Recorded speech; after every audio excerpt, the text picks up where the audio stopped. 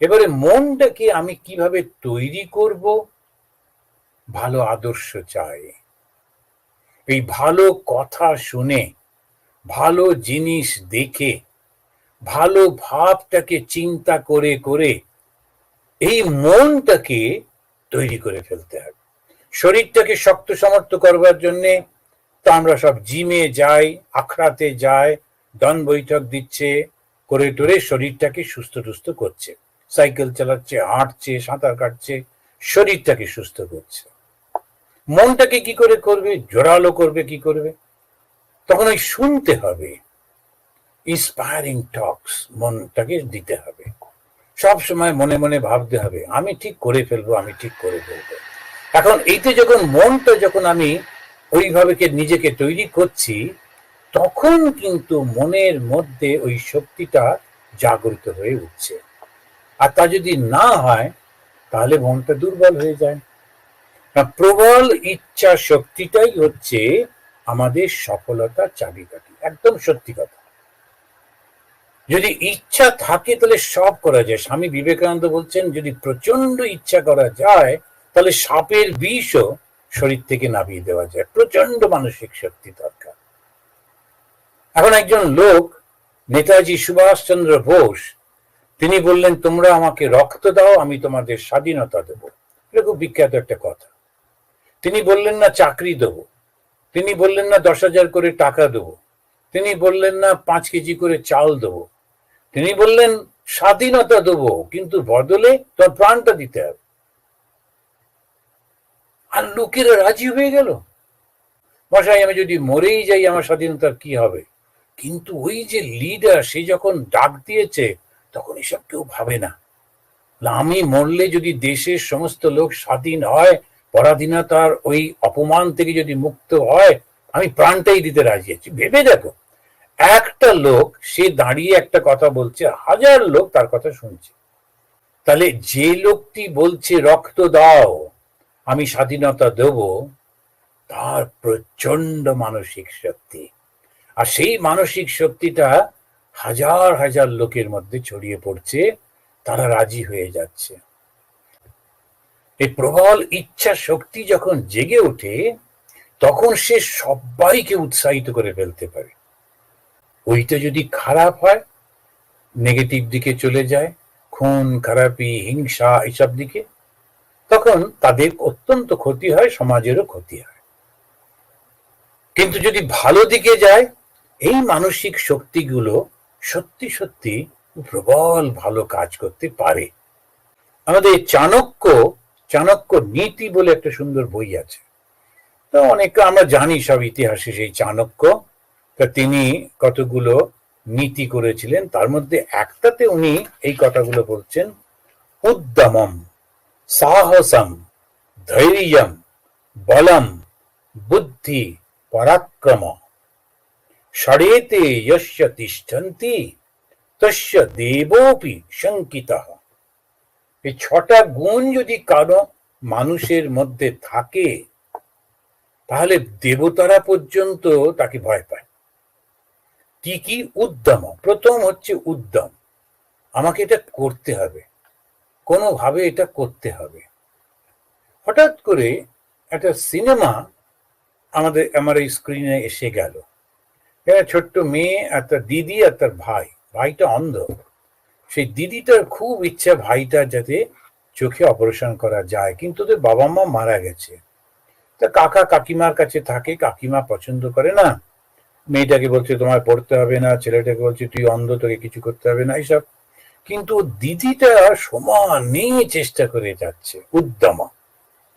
ও হঠাৎ করে একটা কোথাও গিয়ে গ্রামের মেলাতে গিয়ে দেখলো একটা পোস্টার, তাতে একজন সিনেমা আর্টিস্ট তিনি বলছেন যদি কারুর চোখের অসুখ থাকে সে যেন যোগাযোগ করে, চোখের অসুখ সারাবার যা খরচা আমি দেব। সেইটা বিশ্বাস করে ওরা বেরিয়ে পড়লো। এটাই নিয়ে সিনেমা। খুবই খুবই দেখতে ভয় লাগে। ছোট ছোট দুটো বাচ্চা কোথায় চলেছে, লোকে ঠকাবার চেষ্টা করছে একজন, কিন্তু ঠাকুর ওদেরকে ঠিক নিয়ে চলেছেন। কেউ না কেউ এসে সাহায্য করে দিচ্ছে এবং শেষ মেশ ওদের সেই চোখের অপারেশন হলো, ওর ভাইটা, চোখটা ভালো হয়ে গেল এবং দুজনে মিলে বাড়ি ফিরে খুব আনন্দ। তাহলে প্রথম হচ্ছে উদ্যম। এই উদ্যমটা হচ্ছে না আমাকে এটা করতে হবে, আমি এটা করব। এখন আমি একেবারেই অঙ্ক পারি না, কিন্তু আমি ভাবলাম আমি ডাক্তার হবো বা ইঞ্জিনিয়ার হবো, ভুল হয়ে যাবে। আমি কি পারি সেইটা সম্পর্কে আমার নিজের একটা অ্যাসেসমেন্ট দরকার। উদ্যমের পরেই আমার উৎসাহ হলো, আমি ডিসিশন নিলাম আমি এরকম করব, তারপরে সাহস চাই। সাহস না হলে খুব মুশকিল। যদি সাহস না থাকে আমরা এগোতে পারবো না।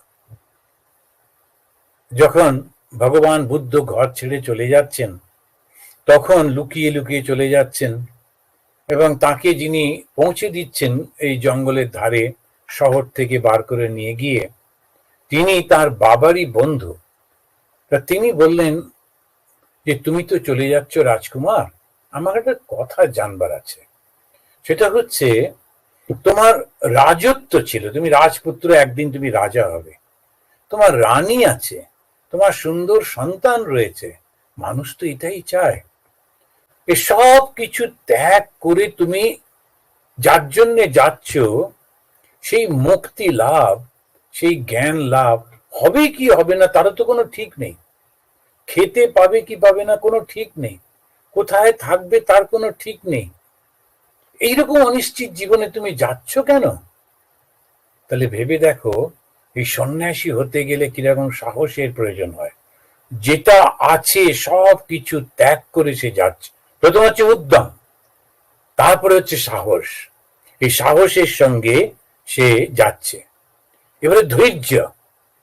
ভগবান বুদ্ধের জীবনটাই যদি আমরা দেখি, তো তিনি গিয়ে কয়েকটা লোকের সঙ্গে, 5 জন ছিলেন, তাদের সঙ্গে বসে ধ্যান করতে লাগলেন। প্রথমে একজনের কাছ থেকে দীক্ষা টিক্ষা নিলেন, নিয়ে যেমন করে সব করছেন।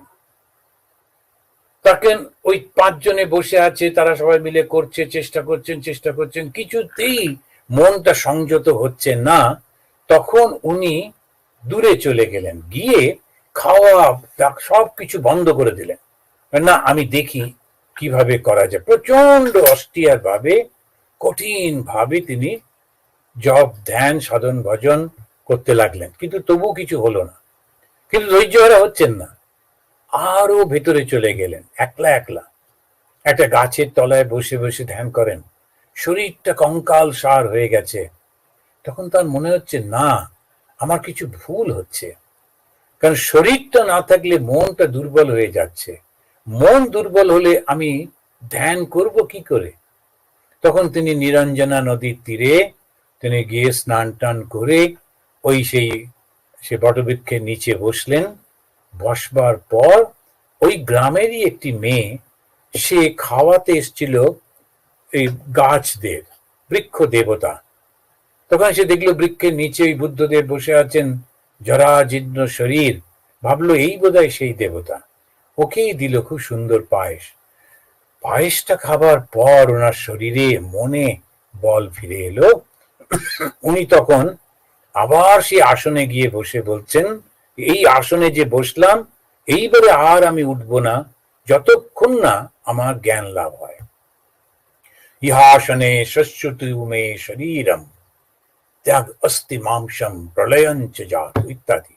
যাজ্ঞের সমস্ত শরীর, আমি কিছুতেই উঠবো না। কিন্তু এবারে ওনার উদ্যম এসেছে, তার মধ্যে ধৈর্য এবং সবকিছু আমরা পরপর দেখছি। উদ্যম হলো, সাহস হলো, ধৈর্য হলো, বলম বুদ্ধি। তার বলটা কিরকম?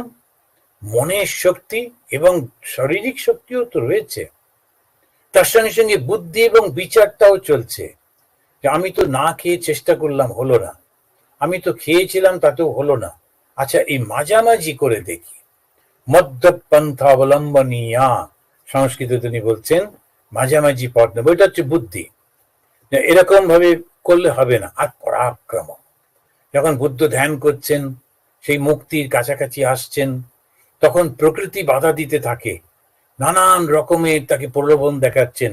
মার, বুদ্ধদেবের কাছে এসেছিলেন মার, সে প্রলোভিত করছে নানান রকম ভাবে, পরাক্রমের সঙ্গে সেটা ছেড়ে দিচ্ছেন না।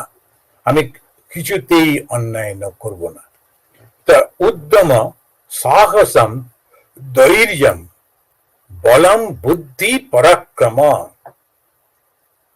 এখন এই ছটা যখন আছে তখনই বলছেন ষড়েতে যস্য তিষ্ঠন্তি, এই ছটা গুণ যার মধ্যে আছে, তস্য দেবোপি শঙ্কিতঃ, তাকে দেখলে দেবতারা পর্যন্ত ভয় পেয়ে যায়, যে তো সফল হবেই হবে।